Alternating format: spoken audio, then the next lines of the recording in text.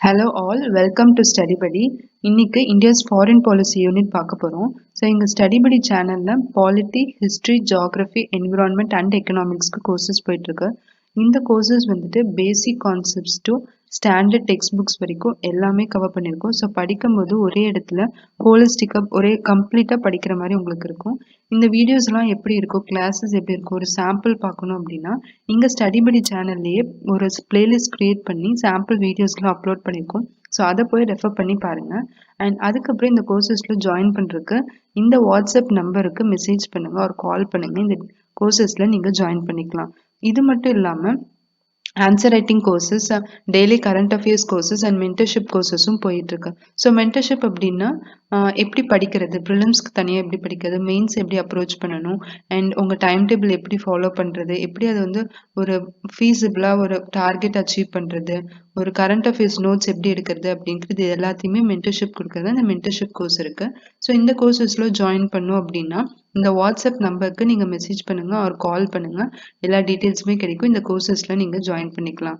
And கூடவே Telegram link இருக்குது. Telegram லிங்க்கில் ரெகுலராக வந்துட்டு டெய்லி என்ன வீடியோஸ் அப்லோட் பண்ணுறோம், லைக் ஏதாச்சும் questions or sample questions, resources என்னென்ன படிக்கிறது, அது எல்லாமே வந்துட்டு ரெகுலராக உங்களுக்கு அப்டேட்ஸ் வந்துட்டே இருக்கும். ஸோ அந்த டெலகிராம் லிங்க்கை மறக்காமல் ஃபாலோ பண்ணுங்கள். ஸோ இன்னைக்கு யூனிட் பார்க்கலாம். ஃபாரின் பாலிசினா என்ன அப்படின்னு பார்த்தோம்னா, நம்ம கண்ட்ரி வந்துட்டு மற்ற கண்ட்ரிஸ் கூட ஒரு external affairs and conduct of relationships, நம்ம ரிலேஷன்ஷிப்ஸ் எப்படி மெயின்டைன் பண்ணுறோம் அப்படிங்கிறத பற்றி சொல்கிறது தான் ஃபாரின் பாலிசி. அதாவது with other countries either multilaterally or bilaterally. Bilaterally அப்படின்னா ரெண்டு கண்ட்ரிஸ் மட்டும் இன்வால்வ் ஆகிற ஒரு ரிலேஷன். மல்டிலேட்ரல் அப்படின்னா நிறைய கண்ட்ரிஸ் ஒரு அதர் ஆர்கனைசேஷன்ஸோட நம்ம கண்ட்ரி ரிலேஷன்ஷிப்ஸ் எப்படி மெயின்டைன் பண்ணுறோம், நம்ம எக்ஸ்டர்னல் அஃபேர்ஸ் எப்படி இருக்குது அப்படிங்கிறத ஒரு டிசைன் பண்ணி ஃபார்முலேட் பண்ணி அதை ஃபாலோ பண்ணுறது தான் ஃபாரின் பாலிசி அப்படின்னு சொல்கிறாங்க. So a countries policy that is conceived, designed and formulated. எதுக்கு? நம்ம கண்ட்ரியோட national interest in external affairs வந்துட்டு சேஃப்கார்ட் அண்ட் ப்ரமோட் பண்ணுறதுக்காக. ஸோ இதுதான் வந்துட்டு ஃபாரின் பாலிசி அப்படின்னு என்னன்னு சொல்கிறோம். ஸோ இதை அச்சீவ் பண்ணுறதுக்கு நிறைய டூல்ஸ் யூஸ் பண்ணலாம். என்னென்ன டூல்ஸ் அப்படின்னா லைக் வேஸ் அண்ட் மீன்ஸ் என்னென்ன அப்படின்னு பார்த்தோம்னா treaties and executive agreements, appointing ambassadors, foreign eight, international trade and armed forces. Appointing ambassadors அப்படின்னா அம்பாசிடர்ஸ்னால் ஒன்றும் இல்லை, நம்ம இந்தியன் கண்ட்ரியை ரெப்ரசென்ட் பண்ணி நம்ம சில பீப்புள் ஆர் பர்சன்ஸ் வந்துட்டு ஒவ்வொரு கண்ட்ரிலையும் நம்ம ரெப்ரசன்டேட்டிவ்ஸ் இருப்பாங்க. ஸோ அதை தான் வந்துட்டு அப்பாயிண்டிங் அம்பாசிடர்ஸ் அப்படின்னு சொல்கிறோம். அண்ட் இன்டர்நேஷ்னல் ட்ரேட் ஆர்ம்டு ஃபோர்ஸஸ்லாம் நமக்கு தெரியும். நெக்ஸ்ட்டு இந்த ஃபாரின் பாலிசி வந்துட்டு யார் கண்டக்ட் பண்ணுறாங்க, டிசைன் பண்ணி பாலிசி வந்துட்டு மெயினாக ஃபார்முலேட் பண்ணுறது கவர்மெண்ட் சைட்லேருந்து பண்ணாலும், பட் இதை வந்துட்டு யார் வந்து daily day to day relations maintain பண்ணுறாங்க அப்படின்னு பார்த்தோம்னா அதுக்கு தனியாக ministry of external affairs of India அப்படின்னு சொல்லிட்டு இருக்காங்க. ஸோ ஃபாரின் மினிஸ்ட்ரி இவங்க தான் வந்துட்டு இந்த எக்ஸ்டர்னல் அஃபேர்ஸ் எல்லாத்தையுமே இவங்க தான் ரெஸ்பான்சிபிளாக இந்தியாவுக்கு பார்த்துப்பாங்க. Foreign service training institute new டெல்லியில் இருக்குது. ஸோ அங்கே தான் வந்துட்டு இந்தியன் ஃபாரின் சர்வீஸ் கேடர் வந்து ஆஃபீஸர்ஸ் எல்லாம் இருப்பாங்க இல்லையா, அவங்களெல்லாம் ட்ரெயின் பண்ணுற இன்ஸ்டியூட் வந்து நியூ டெல்லியில் ஃபாரின் சர்வீஸ் ட்ரைனிங் இன்ஸ்டியூட் இருக்குது. 1986 எஸ்டாப்ளிஷ் பண்ணாங்க. ஓகே, நெக்ஸ்ட்டு இந்தியாவோட கான்ஸ்டியூஷன் இருக்கு இல்லையா, ஆர்டிக்கல் 51 நமக்கு தெரியும். DPSP directive principles of state policy. அதில் இந்தியன் பாலிசிஸ் மேக் பண்ணும்போது எப்படி இருக்கணும்ட்டு சில பிரின்சிபல்ஸ் எல்லாம் கொடுத்துருக்காங்க. அதில் ஃபாரின் பாலிசி ரிலேட்டடாக என்ன கொடுத்துருக்காங்க அப்படின்னு ஸ்பெசிஃபிக்காக பார்த்தோம்னா 4 கொடுத்துருக்காங்க. Promote international peace and security, maintain just and honorable relations between nations, foster respect for international law and international organization. அதாவது இந்தியன் கண்ட்ரிக்கு கான்ஸ்டியூஷன் லாலாம் இருக்க மாதிரியுமே வேர்ல்டு ஃபுல்லாக ஒரு காமன் லா, ட்ரேட் ஆகட்டும், ஒரு ஹெல்த்து, ஒரு டிஸ்பியூட்டு, எதுனாலும் வந்துட்டு இந்த லாஸ் இருக்கணும் அப்படின்னு சொல்லிட்டு சில ஆர்கனைசேஷன்ஸ் இருக்குது. அதுக்குன்னு சில லாஸும் ஃப்ரேம் பண்ணியிருக்காங்க. அந்த லாஸும் இன்டர்நேஷ்னல் ஆர்கனைசேஷனையும் ரெஸ்பெக்ட் பண்ணி நம்ம இந்தியன் பாலிசி இருக்கணும். And encouragement settlement of international disputes by arbitration. அதாவது எந்த டிஸ்பியூட் வந்தாலும் வார் ஆர் எக்ஸ்டர்னல் அக்ரெஷன் போகாமல் ஆர்பிட்ரேஷன், அதாவது பேசி டிஸ்கஸ் பண்ணி சொல்யூஷன் கண்டுபிடிக்கிறது தான் arbitration. Encouragement settlement of international disputes by arbitration. இது வந்து ஆர்டிகல் 51 இந்தியன் கான்ஸ்டியூஷனில் கொடுத்துருக்கு. டிபிஎஸ்பி ஃபார் ஃபாரின் பாலிசி ரிலேட்டடாக கொடுத்துருக்குது. இப்போ நம்ம ஃபாரின் பாலிசியோட அப்ஜெக்டிவ்ஸ் நம்ம இந்தியன் கண்ட்ரி பொறுத்த வரைக்கும் அப்ஜெக்டிவ்ஸ் என்னென்ன அப்படின்னு பார்த்தோம்னா நேஷனல் செக்யூரிட்டி, நம்ம பார்டர் டெரிட்டரிலாம் செக்யூராக இருக்கணும், பீப்புள் செக்யூராக இருக்கணும். நெக்ஸ்ட்டு நேஷ்னல் ப்ராஸ்பெரிட்டி, பீப்புள் செக்யூராக இருந்தாங்கன்னா அடுத்ததுன்னா இங்கே டெவலப் ஆகணும், ப்ராஸ்பர் ஆகணும். லைக் ஹெல்த்து, வெல்த்து, கெரியர் அந்த மாதிரி எல்லா இதுலேயுமே ப்ராஸ்பராக இருக்கணும் அப்படிங்கிறத national prosperity. Third one increasing the number of friendly நேஷன்ஸை, நம்ம சுற்றி இருக்க கண்ட்ரிஸ் ஆகட்டும் இல்லை தள்ளி இருக்க எல்லா கண்ட்ரிஸ்க்குமே ஒரு ஃப்ரெண்ட் ரிலேஷன்ஷிப் மெயின்டைன் பண்ணணும். Fourth one, achieving world peace and enable every nation to peacefully coexist. World peace achieve பண்ணி எல்லா நேஷன்ஸுமே அவங்களுக்கு தேவைகளை பூர்த்தி செஞ்சுட்டு இந்த வேர்ல்டில் இருக்கணும் அப்படின்னு சொல்கிறாங்க. Fifth one economic development. அல்டிமேட்டாக நமக்கு மெயின் கடைசியில் என்ன இருக்கணும், எக்கனாமிக் டெவலப்மெண்ட் இருந்தால் தான் நம்ம பீப்புள் நல்லா வாழ முடியும். இந்த யூனிட்ல நம்ம ஃபுல்லாவே இந்தியன் ஃபாரின் பாலிசி எப்படி இருந்துச்சு, லைக் ஆஃப்டர் இண்டிபெண்டன்ஸ்லேருந்து எப்படி போச்சு, எப்படி எவால்வ் ஆச்சு அப்படின்னு பார்க்க போகிறோம்.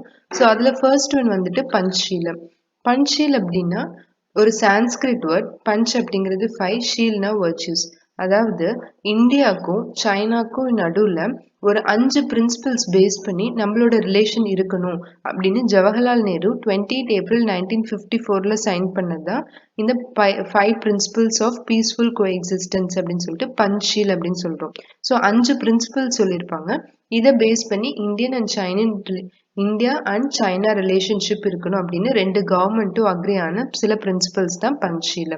ஸோ என்னென்ன அப்படின்னு பார்த்தோம்னா, first one mutual respect for each others territorial integrity and sovereignty.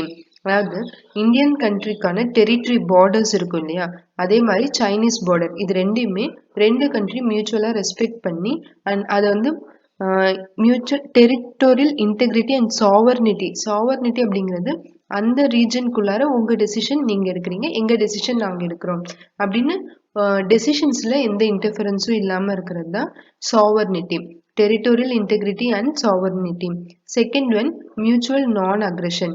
நீங்களும் எங்க கூட வார்க்கு வராதீங்க, நாங்களும் உங்க கூட வரமாட்டோம் அப்படிங்கிறது mutual non aggression. Third one mutual non interference. எந்த டெசிஷன் ஆகட்டும், எந்த ஒரு இதாகட்டும், we won't interfere in both others internal affairs அப்படின்னு சொல்றது தான் non interference. Fourth one equality and cooperation for mutual benefit. 2 கண்ட்ரீஸ்க்கும் டெவலப்மெண்ட்ல ஹெல்ப் பண்ணிக்கணும், மியூச்சுவலா பெனிஃபிட் ஆகிற மாதிரி helping. And fifth one peaceful coexistence without any wars. So இந்த பிரின்சிபல்ஸ் எல்லாத்தையும் சொல்றது தான் 5 பிரின்சிபல்ஸ் இருக்கு பஞ்ச்ஷீல் அப்படின்னு சொல்லி இந்தியா சைனாக்கான ரிலேஷன்ஷிப் பேசிஸ் அப்படின்னு சொல்லியிருக்காங்க. ஸோ இது எப்போ சைன் பண்ணாங்க அப்படின்னு பார்த்தோம்னா, ஆஃப்ரோ ஏஷியன் கான்ஃபரன்ஸ் 1955 இந்தோனேஷியாவில் நடந்துச்சு. அதான் பேண்டங் டிக்ளரேஷன் அப்படிங்கிறதப்ப தான் இந்த Panchsheel India and Chinese government sign பண்ணாங்க. ஓகே, நெக்ஸ்ட் என்ன பார்க்குறோம் அப்படின்னா, நம்ம ஃபாரின் பாலிசி நம்ம நம்ம கண்ட்ரிக்கு ஒன்று ஃபார்முலேட் பண்ணணும், நம்ம ஒரு பிளான் பண்ணணும் அப்படின்னு சொன்னோம். பட் அப்படி பிளான் பண்ணும்போது என்னென்ன இது நம்ம எடுத்துக்கணும், என்னென்ன ரீசன்ஸ் நம்ம கன்சிடர் பண்ணணும், என்ன பாயிண்ட்ஸ் கன்சிடர் பண்ணணும் அப்படிங்கிறதா டிட்டர்மினன்ஸ் அப்படின்னு சொல்றாங்க. ஸோ டிட்டர்மினன்ஸ்னா இந்த பாயிண்ட்ஸ் எல்லாம் கன்சிடர் பண்ணி நம்ம ரிலேஷன்ஷிப் பேஸ் ஆயிருக்கணும், நம்ம ஃபாரின் பாலிசி டெவலப் பண்ணணும் அப்படின்னு சொல்லியிருக்காங்க. ஸோ என்னென்ன டிட்டர்மினன்ஸ் அப்படின்னு பார்த்தோம்னா, geographical position and size of territory. நம்ம கண்ட்ரிக்கும் அந்த கண்ட்ரியோட பொசிஷன் எங்க இருக்கு, அந்த கண்ட்ரியோட டெரிட்டரினா அந்த கண்ட்ரியோட சைஸ் என்ன அப்படின்ட்டு அதை டிட்டர்மின் பண்ணோம். Second one Nations history traditions and philosophical basis. இப்போ சில கண்ட்ரிஸ் எடுத்துக்கிட்டோம் அப்படின்னா, ஸ்ரீலங்கா எக்ஸாம்பிள் எடுத்தோம் அப்படின்னா, நம்ம கண்ட்ரிக்கும் அந்த கண்ட்ரியோட ஹிஸ்ட்ரி ட்ரெடிஷன்ஸ் எல்லாமே மோர் ஆர் லெஸ் பேஸ் சேமாக தான் இருக்கும். லைக் பிலாசபிக்கல் பேசிஸ் பார்த்தோம் அப்படின்னா புத்திசம் அதெல்லாம் ரொம்ப காமனாக இருக்கு இல்லையா, அதை டிட்டர்மினன்ட் மெயின் டிட்டர்மினன்ட், அதையும் பார்க்கணும். Third one natural resources. அந்த கண்ட்ரிக்கு என்னென்ன ரிசோர்சஸ் இருக்கு, அவங்களோட பொசிஷன் ஜியாகிரபிக்கல் பொசிஷனுக்கு ஏற்ற மாதிரி தான் ரிசோர்சஸ் இருக்கும் இல்லையா, ஸோ அவங்க என்ன நமக்கு ஆஃபர் பண்ண முடியும் அப்படின்னு பார்ப்பாங்க. Fourth one the compulsion of economic development. Economic டெவலப்மெண்ட்டுக்கு எவ்வளோ கமிட்டடாக இருக்காங்க. And next one political stability and structure of government. என்னதான் இங்கே எக்கனாமிக் டெவலப்மெண்ட் இருக்கணும்னு நினைச்சாலும் அதை அச்சீவ் பண்ணுறதுக்கு ஒரு கவர்மெண்ட் ஸ்டேபிளாக இருக்கணும், எந்த கண்ட்ரியாக இருந்தாலும். லைக் 5 years ஒன்ஸ், இப்போ நம்ம கண்ட்ரினா 5 years ஒன்ஸ் ப்ராப்பராக எலெக்ஷன் இருக்கணும், எலெக்ஷன் ஃப்ரீ அண்ட் ஃபேர் எலெக்ஷன்ஸாக கண்டக்ட் ஆகணும். அந்த stability government stability and structure அந்த நேஷனில் இருக்கணும். Next one, necessity of peace, disarmament and non-proliferation of nuclear weapons. Government ஸ்டேபிளா இருக்கு, அது எல்லாமே ஓகே. நெக்ஸ்ட் வந்துட்டு நியூக்ளியர் வெப்பன்ஸ் வந்துட்டு அவங்க விரும்பக்கூடாது, இருக்கலாம் பட் விரும்பக்கூடாது, அப்படி அதை யூஸ் பண்ணக்கூடாது அப்படிங்கிறது தான் disarmament and non proliferation of nuclear weapons. Next one, military strength கண்டிப்பாக இருக்கணும். And international milieu. International milieu அப்படின்னா வேர்ல்டு ஆர்கனைசேஷன்ஸ், வேர்ல்டில் அவங்க நேஷன் எப்படி வந்து பெர்ஃபார்ம் பண்ணுறாங்க, எப்படி இருக்காங்க, அப்ரோச் பண்ணுறாங்க, அதெல்லாம் சொல்லுவாங்க. ஸோ இதெல்லாத்தையும் நம்ம கன்சிடர் பண்ணி தான் நம்ம ஃபாரின் பாலிசி வந்து ஒரு பர்டிகுலர் நேஷனுக்கு எப்படி இருக்கணும் அப்படிங்கிறத டிசைன் பண்ணுவாங்க.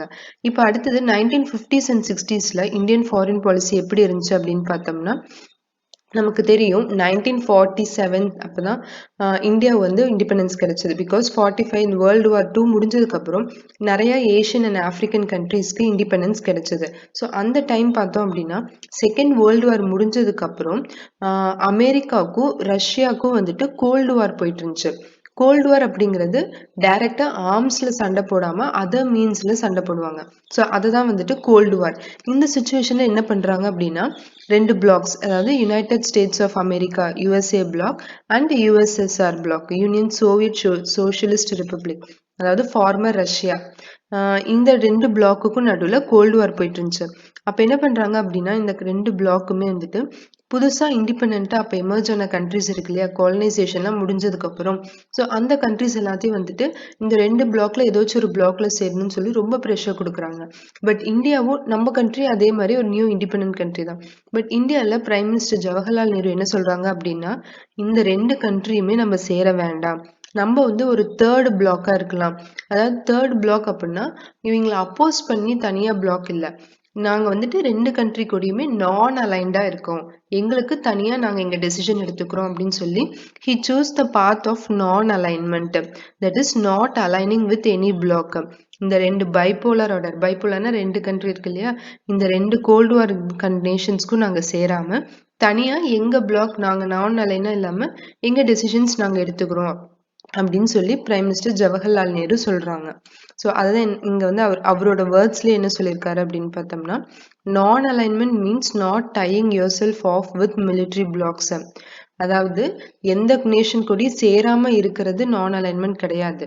அதாவது நான் அலைன்மெண்ட்னா என்ன அப்படின்னு பார்த்தோம்னா, நம்ம டெசிஷன்ஸ் நம்ம வியூஸ்ல இருந்து, அதாவது நம்ம கண்ட்ரிக்கு என்ன தேவையோ நம்ம மிலிட்ரி பாயிண்ட் ஆஃப் வியூல இருந்து பார்க்காம, அதாவது யூஎஸ்ஏல வந்து மிலிட்ரி ஸ்ட்ரென்த் அதிகமா இருக்கா இல்ல யூஎஸ்எஸ்ஆர்ல மிலிட்ரி ஸ்ட்ரென்த் அதிகமா இருக்கா அப்படின்னு பார்க்காம, நம்ம பாயிண்ட் ஆஃப் வியூல நம்ம இண்டிபெண்டா எப்படி இருக்க முடியும், எப்படி டெவலப் பண்ண முடியும், இந்த நேஷன்ஸ் கூட எப்படி ஃப்ரெண்ட்லி ரிலேஷன்ஸ் வச்சுக்கலாம் அப்படிங்கிற பாக்குறதா நான் அலைன்மெண்ட் அப்படின்னு சொல்லி ஜவஹர்லால் நேரு அவரோட வேர்ட்ஸ்லேயே சொல்லியிருக்காரு.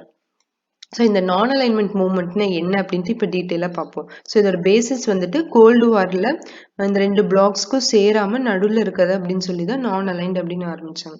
ஸோ இந்த ஃபர்ஸ்ட் இந்த டேர்மை யார் கண்டுபிடிச்சாங்க அப்படின்னு பார்த்தோம்னா, நான் அலைன்மெண்ட் அப்படிங்கிற டேர்ம் வந்துட்டு வி கிருஷ்ணன் வந்துட்டு யுனைடெட் நேஷன்ஸ்ல 1953ல ஒரு ஸ்பீச் கொடுத்தப்ப தான் இந்த டேர்ம் வந்து ஃபர்ஸ்ட் யூஸ் பண்றாங்க, நான் அலைன்மெண்ட் அப்படின்னு சொல்லிட்டு. ஸோ இது வந்து இந்தியாவோட ஃபாரின் பாலிசியில் ஒரு முக்கியமான இம்பார்ட்டன்ட் ஃபீச்சரு.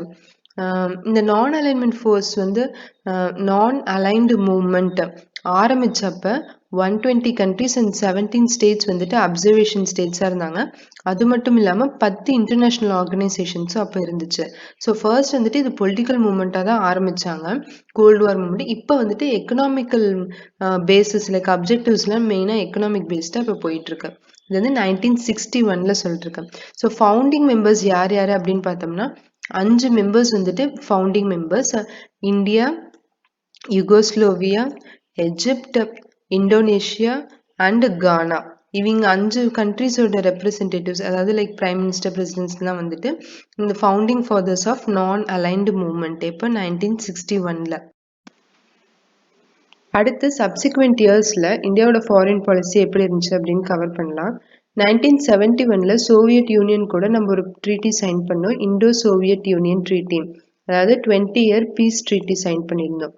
அதுக்கப்புறம் 1974 பார்த்தோம் அப்படின்னா ஃபர்ஸ்ட் நியூக்ளியர் டெஸ்ட் இந்தியாவில் கண்டக்ட் பண்ணுறோம். பிகாஸ் 1974ல் சைனாவோட நியூக்ளியர் டெஸ்ட் வந்து லோக்னோர் அப்படிங்கிற பிளேஸில் கண்டக்ட் பண்ணாங்க.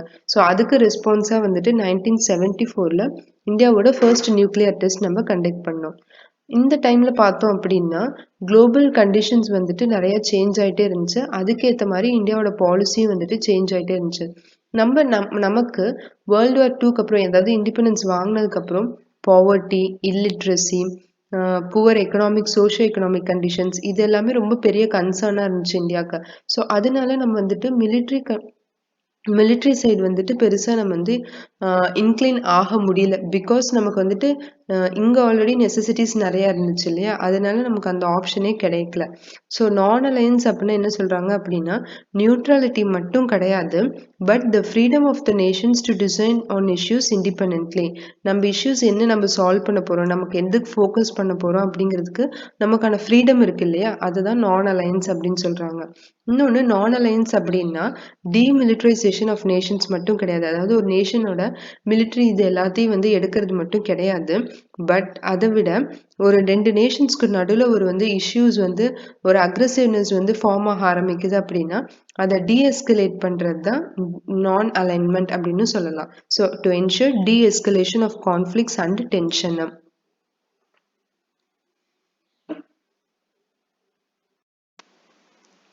இந்தியாவுக்கும் நியூக்ளியர் பவர் ஆகிறதுக்கான ஒரு enormous strength and defence power இருக்கு. பட் இருந்தாலும் வந்துட்டு நம்ம நான் அலைன்ட் அப்படிங்கிற கான்செப்ட் போறதுனால அதை பண்றதில்ல. அண்ட் நம்ம நான் அலைன்மெண்ட் மூவ்மெண்ட் அப்படின்னு எடுத்தோம்னாமே அதுலேயும் நிறைய ஃபால்ஸ் எல்லாம் இருக்கு. பட் அது எல்லாத்தையும் நம்ம எக்ஸிக்யூட்டிவ்ஸ் வந்துட்டு சரி பண்ணி அது இப்போ வரைக்குமே நம்ம வந்து இந்த பேசிக்கான இந்த நான் அலைன்டு பாலிசி வந்துட்டு ஸ்டில் இன் ஃபோர்ஸ். அதாவது இப்போ வரைக்குமே நம்ம பாலிசியை ஃபாலோ பண்ணிட்டு தான் இருக்கோம். அதுக்கப்புறம் 1990s அண்ட் 20th செஞ்சுரியில் எப்படி இருந்துச்சு அப்படின்னு பார்த்தோம்னா, 1990ஸ்ல சோவியத் யூனியன் பிரிஞ்சு ரஷ்யா அப்படின்னு ஒரு புது கண்ட்ரி எமர்ஜ் ஆச்சு. அதே டைம்ல நம்ம கண்ட்ரியில் LPG, liberalisation, privatisation and globalisation அப்படின்னு சொல்லி ஒரு கான்செப்ட் கொண்டு வந்தாங்க. அதாவது நம்ம கண்ட்ரியோட எக்கனாமிக் பார்டர்ஸை வந்துட்டு வேர்ல்டு ஃபுல்லாக ஓப்பன் பண்ணணும். ஸோ அந்த டைம்ல நமக்கு ஃபாரின் பவர்ஸ் லைக் வெஸ்டர்ன் பவர்ஸ்ல இருந்துட்டு நல்ல சப்போர்ட் இந்தியாவுக்கு. ஸோ அதை யூஸ் பண்ணி நிறைய எக்கனாமிக் ஃபோரம்ஸ்ல இந்தியாவோட பிரசன்ஸ் வந்துட்டு நல்லா தெரிய ஆரம்பிச்சது. லைக் கேட் மாதிரியான அக்ரிமெண்ட்ஸ், குளோபல் எக்கனாமிக் ஃபோரம் அக்ரிமெண்ட்ஸ்ல. அப்புறம் அது மட்டும் இல்லாம பைலேட்ரல், ட்ரைலேட்ரல், மல்டிலேட்ரல் அக்ரிமெண்ட்ஸ் இது எல்லாத்துலயுமே வந்துட்டு இந்தியா நல்லா ஆக்டிவா பார்ட்டிசிபேட் பண்ணனால நம்ம குளோபல் பிரசன்ஸ் வந்துட்டு இன்க்ரீஸ் ஆக ஆரம்பிச்சது. ஸோ இந்த டைம்ல பார்த்தோம் நிறைய வந்து நம்ம ஃபாரின் பாலிசியில நிறைய ஷிஃப்ட் இருந்துச்சு. அதுல எந்தெந்த மாதிரி ஷிஃப்ட் நடந்துச்சு அப்படின்னு பார்த்தோம்னா, 1992ல லுக்கிஸ்ட் பாலிசி சைனா கூட நம்ம சைன் பண்றோம். 1998ல second nuclear Pokhran test conduct பண்ணோம். இஸ்ரேல் கூட டிஃபென்ஸ் ப்ரொக்யூர்மெண்ட் அப்படின்னா டிஃபென்ஸ் எக்யூப்மெண்ட்ஸ் எல்லாம் வாங்குறதுக்கான ஒரு ரிலேஷன்ஷிப் வந்து ஸ்டார்ட் பண்ண ஆரம்பித்தோம். அதுக்கப்புறம் ஈரான் அண்ட் அரேப் கண்ட்ரிஸ் கூட எனர்ஜி டிப்ளமசி லைக் மெயினாக ஆயில் டிப்ளமசி அண்ட் யூஎஸ் கூட nuclear missile defence program and ஈரானுக்கு அகெயின்ஸ்டாக இன்டர்நேஷ்னல் அட்டாமிக் எனர்ஜி ஏஜென்சியில் வந்துட்டு நம்ம ஓட் பண்ணுறோம்.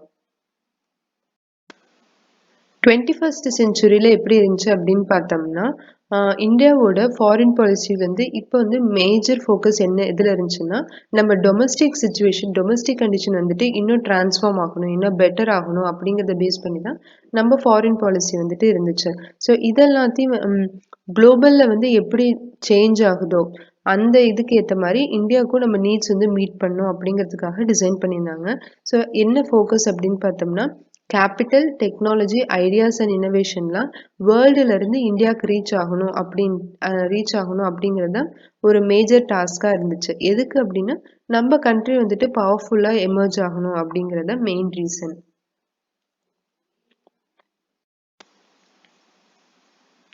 இப்போ இந்தியா வந்துட்டு நிறைய international platform like treaties, policies அது எல்லாத்துலேயும் வந்துட்டு இந்தியாவோட பொசிஷன் வந்து நல்லாவே இன்க்ரீஸ் ஆகிட்டே இருக்கு.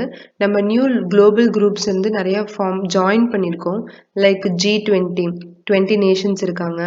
IBSA அப்படிங்கிறது இந்தியா, பிரேசில், சவுத் ஆஃப்ரிக்கா கண்ட்ரிஸோட ஒரு ஆர்கனைசேஷன். அண்ட் பிரிக்ஸ்னா இது கூட சைனா அண்டு ரஷ்யா இருக்காங்க. ஸோ இந்த மாதிரி நிறைய குளோபல் ஆர்கனைசேஷன்ஸில் வந்துட்டு இந்தியாவோட ப்ரெசன்ஸ் வந்து மேஜர் ரோல் ப்ளே பண்ணிட்டு இருக்கோம். ஸோ அதே மாதிரி இந்தியாவோட மிலிட்ரி சைட் பார்த்தோம் அப்படின்னா நம்ம modern equipments, maritime security, nuclear policy இதில் எல்லாத்துலேயுமே வந்துட்டு நல்ல ஒரு முன்னேற்றம், டெவலப்மெண்ட் வந்து பயங்கரமாக இருக்குது அப்படின்னு சொல்லலாம். இந்த மாரி இடத்துல குளோபல் டெசிஷன் மேக்கிங்ல நம்ம பிரசன்ஸ் நெறையா இருக்கனால, குளோபல் டெசிஷன் மேக்கிங் அண்ட் மேனேஜ்மென்ட்ல இந்தியாவோட டெசிஷன் எப்படி இருக்கும் அப்படின்னு வேர்ல்டு கண்ட்ரீஸ் எல்லாமே வந்துட்டு டிபெண்ட் ஆகுற மாரி. லைக் நம்ம டெசிஷன பேஸ் பண்ணி நெறைய சேஞ்சஸ் இருக்க மாரி, இந்தியாவோட பொசிஷன் வந்து நல்லா இன்க்ரீஸ் ஆயிருச்சு. ஸோ இதுக்கு ஏத்த மாரி நம்ம பாலிசி மேக்கர்ஸ் வந்துட்டு எக்கனாமிக், பொலிட்டிக்கல் அண்ட் ஸ்ட்ராட்டஜிக் லெவல்ல இந்தியா வந்து ஒரு பிக் கண்ட்ரி, ஒரு பொட்டன்ஷியல் கண்ட்ரியா இன்க்ரீஸ் ஆகுறதுக்கு நெறைய பெரிய ரோல் ப்ளே பண்ணியிருக்காங்க. இது எல்லாமே டிஸ்பைட் வந்துட்டு இன்னுமே நமக்கு டெவலப்மெண்டல் சேலஞ்சஸ் நெறையா இருக்கு. இது எல்லாத்தையுமே தாண்டியுமே இந்தியா வந்து ஒரு பொட்டன்ஷியல் கிரேட் பவரா நம்ம டெவலப் ஆயிட்டே இருக்கோம். லைக் சேலஞ்சஸ் என்னென்ன அப்படின்னு பார்த்தோம்னா, நம்மளோட எக்கனாமிக் குரோத் ரேட்ட வந்து சஸ்டெயின் பண்ணணும். ஒன்ஸ் அந்த குரோத் ரேட்ட அச்சீவ் பண்ணிட்டு அப்படியே விட்டுற முடியாது. We have to sustain that. And energy security வேணும். நான் மிலிட்ரி இஷ்யூஸ் பார்த்தோம் அப்படின்னா கிளைமேட் சேஞ்ச், செக்யூரிட்டி, ஸ்கேர்ஸ் ரிசோர்ஸஸ்க்கு வந்து நம்ம கண்ட்ரி ரீச் ஆகணும். ஃபுட் செக்யூரிட்டி, வாட்டர் செக்யூரிட்டி இருக்கணும். Pandemics, migration like urban rural migration, workers migration, இந்த மாதிரி நிறைய சேலஞ்சஸ் இருக்கு. இது எல்லாத்தையுமே தாண்டி நம்ம இந்தியா வந்துட்டு இப்போ வந்து ஒரு பெரிய குளோபல் லெவல்ல ஒரு இன்ஃப்ளூயன்சிங் நேஷனா நம்ம ரீச் ஆயிருக்கோம். பேசிக் கான்செப்ட்ஸ் வந்துட்டு இந்தியாவோட ஃபாரின் பாலிசிக்கு என்னென்ன அப்படின்னு பார்த்தோம்னா, நேஷனல் இன்ட்ரெஸ்ட் ப்ரிசர்வ் பண்ணணும், வேர்ல்டு பீஸ் அச்சீவ் பண்ணுறது, disarmament, cordial relationship with other countries, அதாவது மற்ற கண்ட்ரீஸ் கூட ஒரு நல்ல ரிலேஷன்ஷிப் இருக்கணும், கான்ஃப்ளிக்ஸ் எல்லாம் பீஸ்ஃபுல் மீன்ஸில் சால்வ் பண்ணுறது, அண்ட் நாம் பிரின்சிபல் ஃபாலோ பண்ணி நம்ம independence of thought and action இருக்கணும், இன்டர்நேஷ்னல் ரிலேஷன்ஸில் ஈக்குவாலிட்டி மெயின்டைன் பண்ணணும், அண்ட் கொலோனியலிசம், இம்பீரியலிசம், ரேசிசம் இந்த மூணுக்கும் அகெயின்ஸ்டாக இருக்கணும். ஸோ இதுதான் வந்துட்டு concepts of Indian foreign policy. அதில் டிஸ்ஆர்மமெண்ட் அப்படின்னா என்னென்னா, இண்டிபெண்டன்ஸில் இருந்தே வந்துட்டு இந்தியாவுக்கு வந்துட்டு நியூக்ளியர் பாலிசி வந்து டிஸ்ஆர்மமெண்ட், Global non-proliferation has been a dominant theme of India's nuclear policy. Nuclear policy பொறுத்த வரைக்கும் நான் ப்ரோலிஃபரேஷன் வந்து நம்ம டாமினன்ட் தீமாக இருந்துச்சு. அதனால தான் யூஎன்னோட டிஸ்ஆர்மமெண்ட் ப்ரோக்ராம்க்கு நம்ம சப்போர்ட் பண்ணோம். பட் 1974லையும் 1998லையும் பொக்ரான் டெஸ்ட் கண்டக்ட் பண்ணோம் இல்லையா, நியூக்ளியர் டெஸ்ட். இது வந்து கம்ப்ளீட்டாக வந்துட்டு ஸ்ட்ராட்டஜிக் பர்பஸ்க்காக மட்டும்தான். பிகாஸ் சைனா டெஸ்ட் பண்ணனால நம்மளும் டெஸ்ட் பண்ணோம் இல்லையா, வேற எந்த ரீசனுக்கும் கிடையாது. நம்மளோட நியூக்ளியர் டாக்டரின்ல 2 மேஜர் தீம் இருக்கு. No first use and credible minimum deterrence. No first use அப்படின்னா இன்னொரு கண்ட்ரி நம்ம மேலே யூஸ் பண்ணுற வரைக்கும் நம்ம அதை யூஸ் பண்ண மாட்டோம், அதாவது அஃபென்சிவ் பர்பஸ்க்கு யூஸ் பண்ண மாட்டோம். அண்ட் நான் நியூக்ளியர் ஸ்டேட்டு, இன்னொரு கண்ட்ரி கிட்ட நியூக்ளியர் வெப்பன் இல்லை அப்படின்னா அந்த கண்ட்ரிக்கு அகெயின்ஸ்டாகவும் நம்ம வந்து நியூக்ளியர் வெப்பன்ஸை யூஸ் பண்ண மாட்டோம். ஸோ இதில் வந்துட்டு ஒரு சிக்னிஃபிகண்ட் ப்ராக்ரஸ் வந்துட்டு India US civilian nuclear deal sign பண்ணது வந்துட்டு, அதாவது நியூக்ளியர் இது இருக்கு இல்லையா, like nuclear weapons, nuclear research, இது எல்லாமே வந்துட்டு development civilian purpose like energy பர்பஸ்க்கு மட்டும்தான் யூஸ் பண்ணுவோம், வேற எதுக்கு யூஸ் பண்ண மாட்டோம் அப்படின்ட்டு ஒரு நியூக்ளியர் டீல் சைன் பண்ணது வந்துட்டு நமக்கு இந்தியாவுக்கு வந்து ஒரு சிக்னிஃபிகண்ட் ப்ராக்ரஸ். நெக்ஸ்ட் வந்துட்டு சார்க் பார்க்க போறோம். சார்க் அப்படின்னா south Asian association for regional cooperation. G20, BRICS அந்த மாதிரி நிறைய ஆர்கனைசேஷன்ஸ்ல சார்க் வந்துட்டு சவுத் ஏஷியன் ரீஜன்ல ஒரு கோஆப்ரேஷனுக்காக ஸ்டார்ட் பண்ண ஒரு எக்கனாமிக் ஆர்கனைசேஷன். 8 கண்ட்ரிஸ் வந்துட்டு பிரைமரியா இந்த ரீஜன்ல இந்த சவுத் ஏஷியன் ரீஜன்ல இருக்க 8 கண்ட்ரிஸ் தான் இதோட members. Afghanistan, Pakistan, India, Nepal, Bhutan, Bangladesh, Sri Lanka and Maldives. இந்த 8 மேஜர் கண்ட்ரிஸ் தான் வந்துட்டு சார்க்கோட மெம்பர்ஸ். இங்க வந்து என்னென்ன அவங்களோட பாலிசி எய்ம் என்னென்னவா இருக்கு அப்படின்னு பார்த்தோம்னா, welfare economics, collective self-reliance, and accelerate socio-cultural development. Economics இதாகணும், செல்ஃப் ரிலையண்ட்டாக நம்ம நீட்ஸை நம்ம பார்த்துக்கிற மாதிரி இந்த ரீஜனில் ஒரு cooperation, and socio cultural development achieve பண்ணுறதுக்காக இந்த சார்க்கோட மெயின் பாலிசிஸ் இதெல்லாம் தான். சார்க்கோட டிசாஸ்டர் மேனேஜ்மெண்ட் சென்டர் வந்துட்டு நியூ டெல்லியில் இருக்குது. அதே மாதிரி சார்க்குன்னு தனியாக ஒரு சேட்டலைட் வந்துட்டு இஸ்ரோ ஆர்கனைசேஷன் வந்து இப்போ லான்ச் பண்ணியிருக்காங்க. ஸோ இஸ்ரோ எதுக்குன்னா communication come meteorology satellite. Communication பர்பஸ்க்கும் மீட்ரோலஜி அப்படின்னா கிளைமேட் கண்டிஷன்ஸ் பார்க்கறதுக்காகவும் சார்க் ரீஜன் இந்த சவுத் ஏஷியன் ரீஜனுக்கு மட்டும் இது பண்ணியிருக்காங்க. ஸோ இப்போ வந்துட்டு ஃபாரின் பாலிசிக்கும் டிப்ளமசியும் என்ன அப்படின்னு பார்த்தோம்னா டெஃபினிஷன் எக்ஸாக்டாக பார்த்தோம் அப்படின்னா ஃபாரின் பாலிசி அப்படிங்கிறது ஸ்ட்ராட்டஜிஸ் எல்லாத்தையும் சேர்த்தி நம்மளோட ஃபாரின் பாலிசி ஸ்ட்ராட்டஜி இந்த நேஷனுக்கு இப்படி இருக்கும் இந்த நேஷனுக்கு இப்படி இருக்கும் அப்படின்னு டிசைட் பண்ணுறது தான் ஃபாரின் பாலிசி. டிப்ளமசி அப்படின்னா இந்த ஃபாரின் பாலிசியை நம்ம எப்படி இம்ப்ளிமெண்ட் பண்றோம் அப்படிங்கிறது தான் டிப்ளமசி. ஸோ இது வரைக்கும் சார்க்னா என்ன அப்படின்னு பார்த்துருக்கோம். ஃபைனலா இந்தியாவோட ஃபாரின் பாலிசி வந்து கான்டெம்பரரி டைம்ல எப்படி இருக்கு, எப்படி சேஞ்ச் ஆயிருக்கு, எப்படி எவால்வ் ஆகியிருக்கு அப்படின்ட்டு பார்க்க போறோம். அதுல ஃபர்ஸ்ட் பாயிண்ட் வந்து நெய்பர்ஹுட் ஃபர்ஸ்ட் பாலிசி. அதாவது நம்ம நெய்பர்ஹுட் நம்ம மற்ற கண்ட்ரிஸ் கூட இருக்கிற ரிலேஷன்ஷிப் வந்து நெய்பர்ஹுட்டோட ரிலேஷன்ஷிப்ஸ் வந்து நல்லா மெயின்டைன் பண்ணணும் அப்படிங்கிறத அதுக்கு வந்து மேஜர் இம்பார்ட்டன்ஸ் கொடுக்குறாங்க. Like political and diplomatic priority to the immediate neighbours, Indian ocean islands and Maldives இந்த ரீஜனுக்கு வந்துட்டு ஹையர் ப்ரியாரிட்டி கொடுக்கணும் அப்படின்னு சொல்லி டிசைட் பண்ணியிருக்காங்க. அதுக்கேற்ற மாதிரி ஃபாரின் பாலிசியும் இது பண்ணியிருக்காங்க. ஸோ எதுக்கு அப்படின்னா டெவலப்மெண்டல் கோல்ஸ் வந்துட்டு மல்டிஃபாசெட் எல்லா ஒரு ரீஜன் எக்கனாமிக் டெவலப்மெண்ட் மட்டும் இல்லாமல் அதர் ஏரியாஸ்லேயும் வந்துட்டு டெவலப்மெண்ட் கோல்ஸ் செட் பண்ணி அதை அச்சீவ் பண்ணணும் அப்படின்னு சொல்லியிருக்காங்க. And greater connectivity and integration இந்த ரீஜன்ஸ் எல்லாம் வந்துட்டு transportation, communication, free flow of goods இது எல்லாத்துக்குமே கனெக்டிவிட்டி வேணும் இல்லையா? ஸோ அதுக்காக தான் நெய்பர்ஹுட் ஃபர்ஸ்ட் பாலிசி அப்படின்னு கொண்டு வந்திருக்காங்க. செகண்ட் பார்த்தோம் அப்படின்னா டிப்ளமசி அண்ட் டெவலப்மெண்ட். இன்டர்நேஷ்னல் பார்ட்னர்ஷிப்பில் வந்துட்டு டொமஸ்டிக் டெவலப்மெண்ட்டுக்காக இன்டர்நேஷ்னல் பார்ட்னர்ஷிப் வந்து நல்லா டெவலப் ஆகணும், டிப்ளமசி மெயின்டைன் பண்ணணும் அப்படின்னு சொல்லி பண்ணியிருக்காங்க. எதுக்கு அப்படின்னு பார்த்தோம்னா நம்ம ஆல்ரெடி பார்த்த மாதிரி technological access, capital, market access and natural resources இதுதான் மேஜர் இது. அதாவது நம்ம டொமஸ்டிக்காக டெவலப் ஆகிறதுக்கு இன்டர்நேஷ்னல்லேருந்து நமக்கு என்னென்ன சப்போர்ட் வேணுமோ அதுக்காக மெயின்டைன் பண்ணுற சில relationships. Third one look east policy பார்த்தோம் இல்லையா 90s அதுல இருந்து ஆக்ட் ஈஸ்ட் பாலிசி. லுக் மட்டும் இல்லை ஆக்டும் பண்ணணும் அப்படின்னு சொல்லி இது பண்ணுறாங்க. அதாவது சவுத் ஈஸ்ட் ஏஷியா அப்படிங்கிறது மியான்மர், நம்ம நார்த் ஈஸ்ட் ரீஜன் இருக்கு இல்லையா அந்த இடத்துல இருந்து ஆரம்பிக்கிறது தான் ஏஷியாவோட சவுத் ஈஸ்ட் ஏஷியன் ரீஜன் அப்படின்னு சொல்றாங்க. அந்த இடத்துல நமக்கு வந்துட்டு மேஜர் கனெக்டிவிட்டி எந்த கண்ட்ரி அப்படின்னு பார்த்தோம்னா மியான்மர் தான் நமக்கு வந்து பிரிட்ஜ். எதுக்கு? ஏஷியன் ரீஜனுக்கு. எதுக்கு அப்படின்னு பார்த்தோம்னா ஒரு கண்ட்ரி இல்லை 2 கண்ட்ரி மட்டும் மேஜர் பவர்ஸ் இல்லாமல் மல்டிபோலார் பேலன்ஸ் ஆஃப் பவர் வந்து நிறைய கண்ட்ரி கிட்ட ஸ்ப்ரெட் ஆகியிருக்கணும். அண்ட் இண்டோஸ் பசிபிக் ரீஜனில் நம்ம இந்தியன் ப்ரெசன்ஸ் வந்துட்டு நல்லா ஃபெல்ட் ஆகணும், நமக்கு வந்து ஒரு மேஜர் கனெக்டிவிட்டி இருக்கணும் அப்படிங்கிறதுக்காக ஆக்ட் ஈஸ்ட் பாலிசி அப்படின்னு சொல்லி கொண்டு வராங்க. மேஜராக இந்த இடத்துல என்னென்ன எம்ஃபசிஸ் ஃபோக்கஸ் என்னென்ன அப்படின்னு பார்த்தோம்னா physical connectivity, commercial and security related இந்த 3 தான் ஆக்ட் ஈஸ்ட் பாலிசியோட major concerns. Fourth one economic development. மற்ற கண்ட்ரிஸ் கூட நம்ம எதுக்காக பெட்டர் ரிலேஷன்ஷிப்ஸ் வச்சுக்கிறோம் அப்படின்னு பார்த்தோம்னா நமக்கு டெவலப்மெண்ட் வந்துட்டு ஆக்சலரேட்டடாக இருக்கணும், பேலன்ஸ்டாக இருக்கணும், இன்க்ளூசிவாக இருக்கணும். இதுக்காக தான் நம்மளோட ஃபாரின் ரிலேஷன்ஸ் எல்லாமே இதை பேஸ் பண்ணி நம்ம டிசைன் பண்ணுறோம்.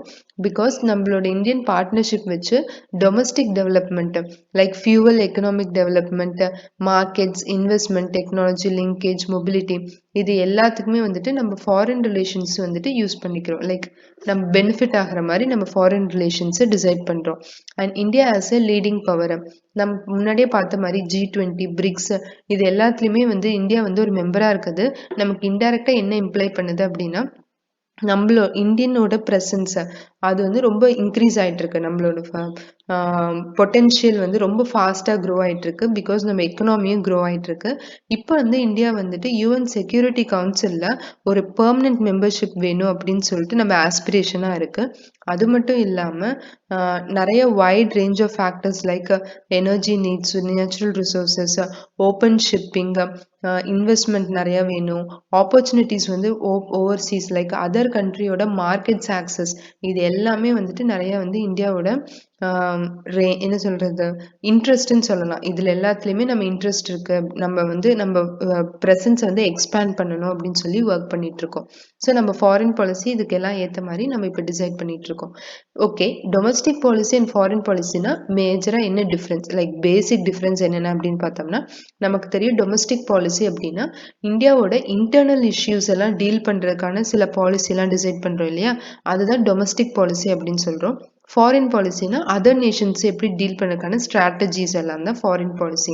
லைக் டொமஸ்டிக் பாலிசி அப்படின்னு எடுத்துக்கிட்டோம்னா domestic affairs, social welfare, health care, education இதுக்கெல்லாம் டீல் பண்றது தான் டொமஸ்டிக் பாலிசி. ஃபாரின் பாலிசி அப்படின்னா trade, import export, diplomacy, sanctions, defence, cyber intelligence, அந்த செக்யூரிட்டி அதை பற்றி பேசுறதெல்லாம் ஃபாரின் பாலிசி அப்படின்னு சொல்லலாம். ஸோ இந்த யூனிட்டோட கன்க்ளூஷன் என்ன அப்படின்னு பார்த்துடலாம். கன்க்ளூஷன்னா நம்ம வந்து எப்படி எவால்வ் ஆச்சு நம்ம இந்தியன் ஃபாரின் பாலிசி அப்படிங்கிறது இந்த யூனிட்ல கவர் பண்ணோம். ஸோ இந்தியா வந்துட்டு ஃபாஸ்ட் க்ரோயிங் கண்ட்ரியா இருக்கிறனால நம்ம வந்து ஒவ்வொரு கண்ட்ரிஸ் கூடயுமே ஆல்மோஸ்ட் வந்து ஃபார்மல் டிப்ளமேட்டிக் ரிலேஷன்ஸ் மெயின்டைன் பண்றதுனால நம்ம ஸ்ட்ராட்டஜிக் டெப்த் வந்து நல்லாவே இன்க்ரீஸ் ஆயிருக்கு. ஸோ இங்க சொன்ன மாதிரி இந்தியாவோட ஃபாரின் பாலிசி வந்துட்டு எதை பேஸ் பண்ணி இருக்கு மேஜரா, லைக் பேசிஸா என்னன்னு பார்த்தோம்னா நம்மளோட இன்ட்ரெஸ்ட் தான் permanent. There are no permanent friends and no permanent enemies in international relations, only permanent interests. So அதை பேஸ் பண்ணி தான் நம்ம ரிலேஷன்ஸ் எல்லாமே இருக்கு. மோர் ஆர் லெஸ் வந்துட்டு நம்ம இந்த ஃப்ரேம் ஒர்க் எல்லாமே ஃபாலோ பண்ணிட்டு தான் இருக்கோம். ஸோ இதோட இந்த யூனிட் வந்து முடிஞ்சிருச்சு. ஸோ 10th ஸ்டாண்டர்டில் சிவிக்ஸ் பார்ட்டில் 4 யூனிட் முடிஞ்சிருச்சு. இன்னும் ரிமைனிங் 1 யூனிட் மட்டும் இருக்குது. அதையும் இப்போ கவர் பண்ணிடுவோம். அண்ட் இதே மாதிரி அதர் கோர்சஸும் ஜாயின் பண்ணோம் அப்படின்னா வாட்ஸ்அப் நம்பர் கீழே டிஸ்கிரிப்ஷன் பாக்ஸில் இருக்குது. நீங்கள் எப்போனாலும் மெசேஜ் பண்ணுங்கள், கால் பண்ணுங்கள். தேங்க்யூ.